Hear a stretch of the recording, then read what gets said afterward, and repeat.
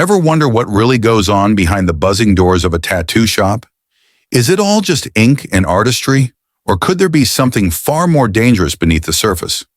What if that tattoo parlor you walked past was actually a front for one of the most feared outlaw motorcycle gangs in the world? The Hells Angels? It gets darker. That full-back tattoo of the Hells Angels logo isn't just a badge of honor. It's a lifelong commitment. And if you're ever expelled from the club, that ink becomes a liability. We're talking forced removals, threats, and scars, both physical and psychological. So how did the Hells Angels turn tattoo parlors into money laundering hubs? And what really happens when a brother becomes an outsider, still marked by the ink he once wore with pride? Let's break it down. Who are the Hells Angels? Before diving into the tattoo shops, we need to understand the Hells Angels themselves. Founded in 1948 in Fontana, California, the Hells Angels Motorcycle Club, HRMC, is the largest outlaw motorcycle club in the world, boasting over 6,000 members and 592 charters across 66 countries. Known for their Harley-Davidson motorcycles, fierce loyalty, and their motto, Angels Forever, Forever Angels, the group has built an image that mixes rebellion with brotherhood. But behind the camaraderie and chrome, the Hells Angels have a much darker reputation. The U.S. Department of Justice, along with agencies like the FBI and Interpol, classifies the group as an organized crime syndicate. They've been tied to drug trafficking, extortion, illegal gambling, prostitution, and, crucially, money laundering. The evolution of a gang. So how did a motorcycle gang become so sophisticated? Over the decades, the Hells Angels evolved from rowdy post-Web3 veterans into a global criminal enterprise. One of their tools in this evolution has been the use of legitimate businesses, particularly tattoo parlors. Tattoos are deeply embedded in Hells Angels culture. Members are often covered in ink, with the infamous Death's Head logo proudly displayed. These tattoos are more than decoration. They are symbols of loyalty and power and a way to mark territory. But there's a catch. If you leave or are kicked out of a 1% club like the Hells Angels, it's not just your vest they want.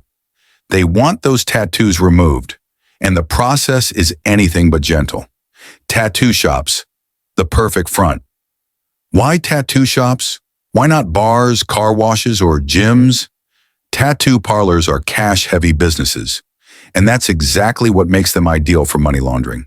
Customers often pay in cash, sometimes hundreds or thousands of dollars per session. There's little to no paper trail, no credit card processing to track, and few records to audit. This lack of transparency makes it easier to disguise illegal income as legitimate business revenue. Here's how it works. Imagine the club earns millions through drug trafficking or underground gambling. That money can't simply be deposited into a bank. It's too risky and would raise immediate red flags. Instead, it's funneled through a tattoo shop. The shop claims it made a certain amount in tattoo services, let's say 50 tattoos in a day, when in reality they only did 10. The rest of the income, from illegal sources, is reported as business revenue. Now that dirty money is clean and usable. It's simple, effective, and almost impossible to track without serious investigation. Part of the culture tattoo shops aren't just convenient for the Hells Angels. They're culturally aligned. According to biker analyst Eve Lavinia, author of 3 books on the club, members gravitate toward businesses like motorcycle repair shops and tattoo parlors because they reflect their lifestyle and interests. They're not just money-making tools, they're part of the image. In the world of outlaw motorcycle gangs, image is everything, and every tattoo tells a story. Sometimes that story ends in blood. Tattoo parlors, control, intimidation, and crime. These shops often attract a clientele unlikely to ask questions: bikers, outlaws, and people who don't mind operating in the gray areas of society. But it's not just about the cash flow. Tattoo parlors provide the Hells Angels with power and control. They can intimidate artists, extort protection money, or pressure competing shops into shutting down. In some instances, these parlors have been used to store weapons or narcotics in hidden compartments or back rooms. They became one-stop centers for criminal operations. Real-life cases, tattoo shops as criminal fronts. Let's look at actual cases. The Hells Angels haven't just owned tattoo parlors. They have allegedly used them as fronts for large-scale money laundering operations. Take Denver, Colorado, for example. In November 2019, prosecutors charged 13 individuals, including members of the Hells Angels, under the Colorado Organized Crime Control Act. Investigators discovered that tattoo parlors, an auto body shop, and even the gang's clubhouse were being used to launder proceeds from drug trafficking and other illegal activities. Raids on these locations uncovered dozens of firearms, methamphetamine, cocaine, large sums of cash, and counterfeit documents, including passports. The tattoo parlors played a central role in disguising illegal income as legitimate revenue. One disturbing detail from this case involved a former member named Joshua O'Brien.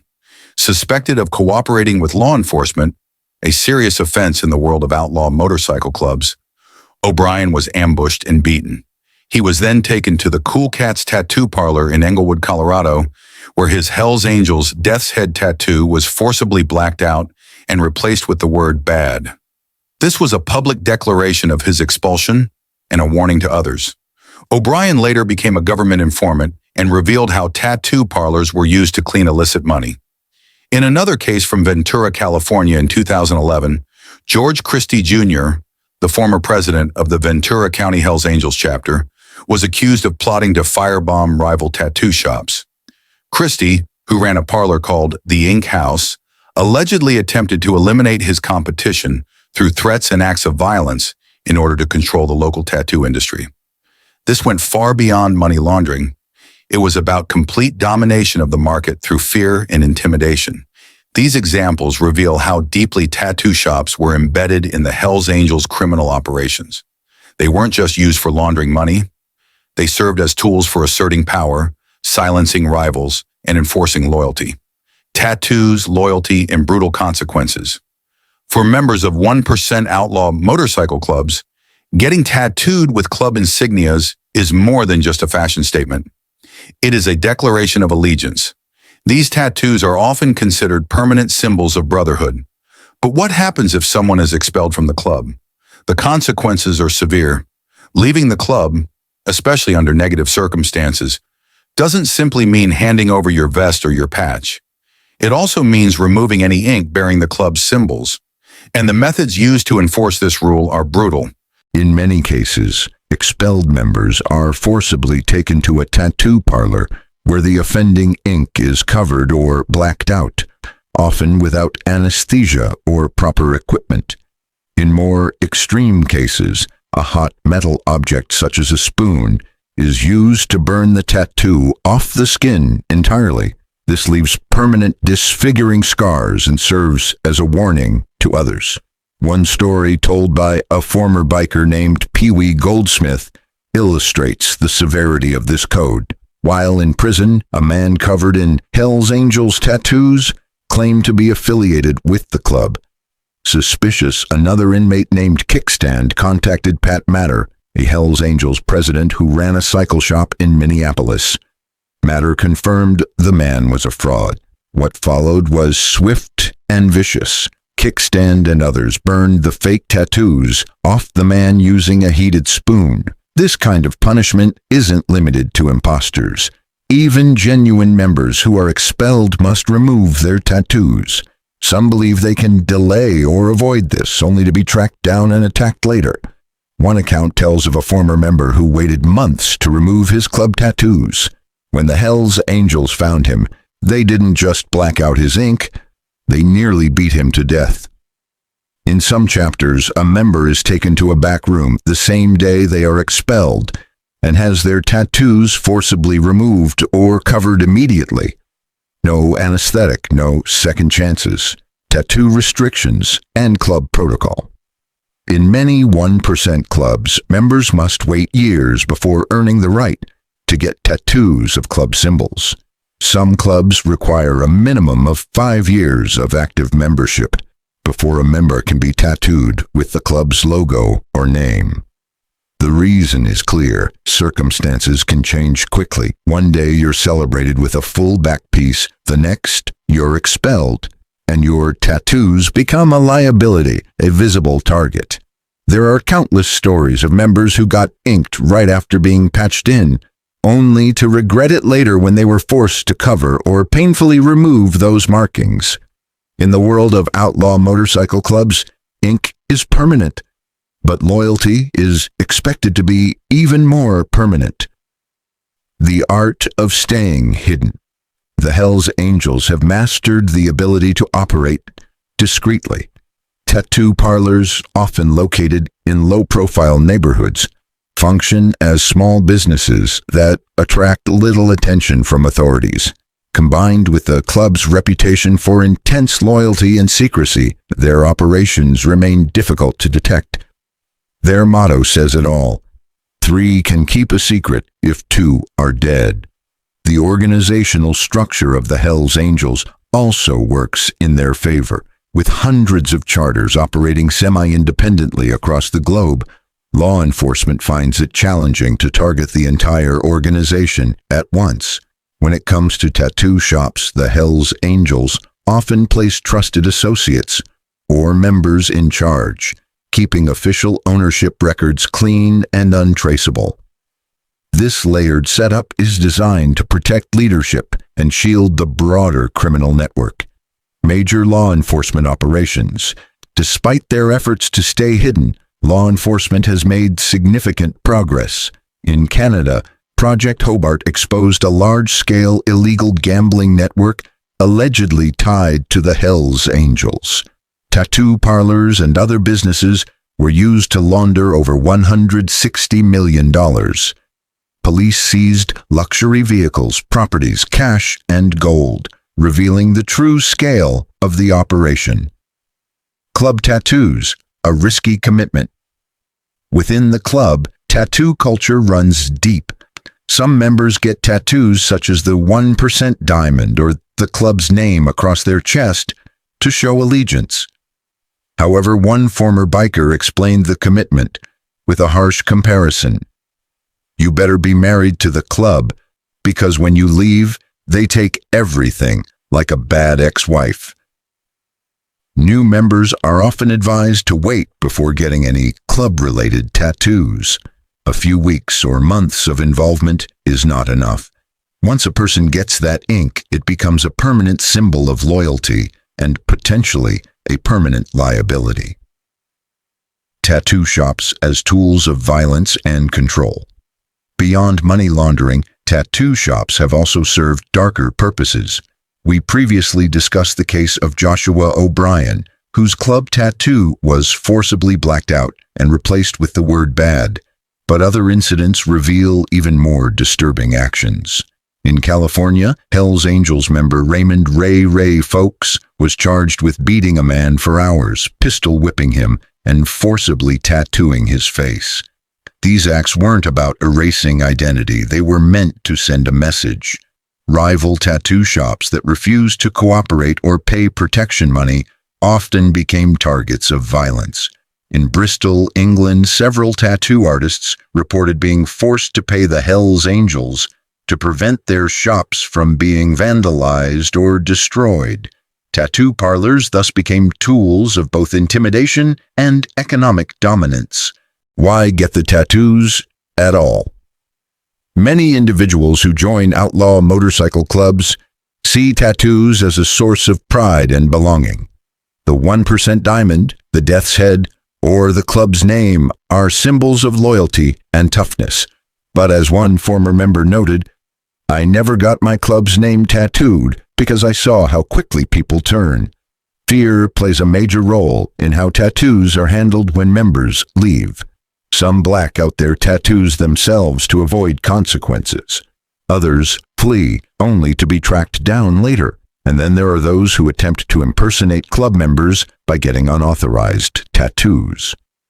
The consequences of fake tattoos.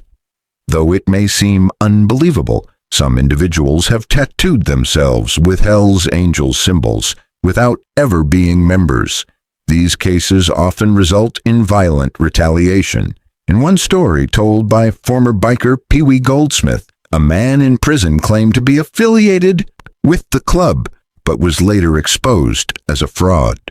He was punished by other inmates using a hot metal spoon to burn off the unauthorized tattoos.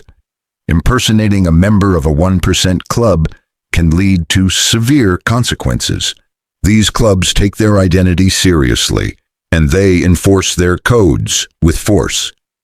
Law enforcement pushes back.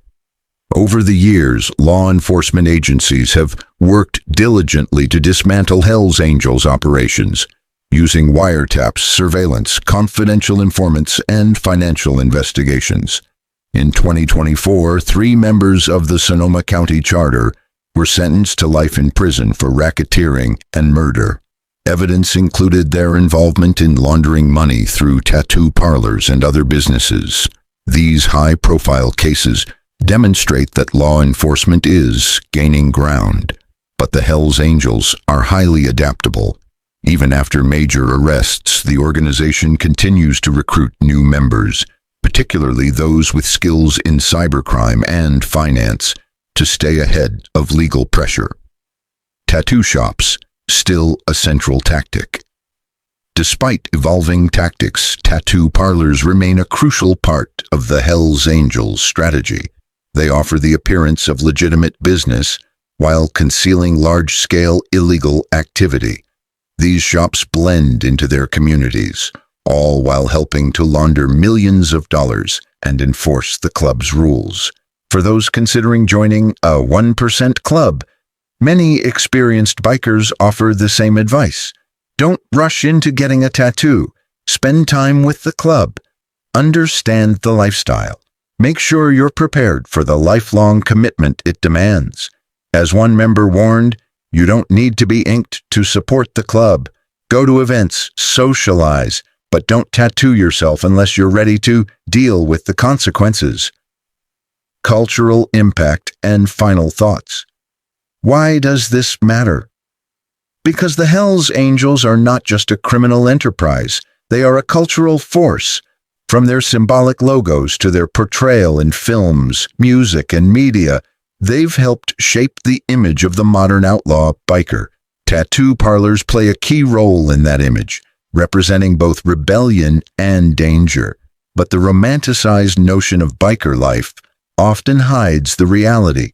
These shops are not simply creative spaces, they are, in some cases, hubs for organized crime.